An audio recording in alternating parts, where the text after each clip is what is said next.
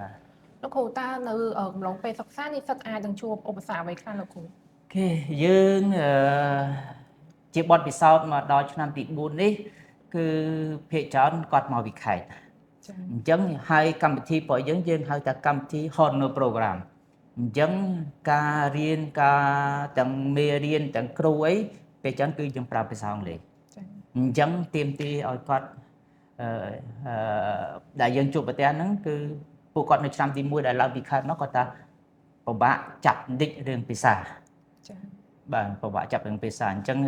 នៅឆ្នាំទី1ខ្ញុំក៏បានសម្របជាមួយគ្រូថាយើងកុំយឹតខ្លាំងពេកអញ្ចឹងទៅហ្នឹង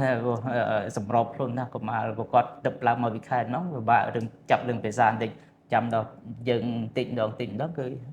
អត់អីទេ ចា៎លោកគ្រូលោកគ្រូ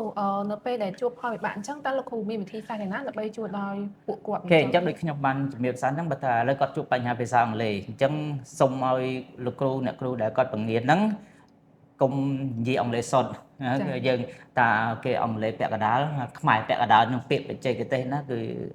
បញ្យលជាភាសាខ្មែរឲ្យគាត់ងាយក្នុងការស្ដាប់ហើយមួយទៀតដែរអូខេយើងលើកទឹកចិត្តឲ្យនិស្សិតថាអូខេកុំឯងទៅលើគ្រូពេកឥឡូវតែមុខជានឹងពិបាកអង្គុយគិតអង្គុយខ្លួនឯងចាំឆ្ងល់កណាគឺពួកគ្រូដែលនៅប្រចាំ department នោះអាចជួយពួកគាត់បានគ្រប់ពេលអញ្ចឹងគាត់អាចឡើងមកជួបទាំងខ្ញុំទាំងគ្រូផ្សេងៗដែលនៅ department នោះអាចយើងអាចជួយគាត់បាន ចា៎លោកគ្រូ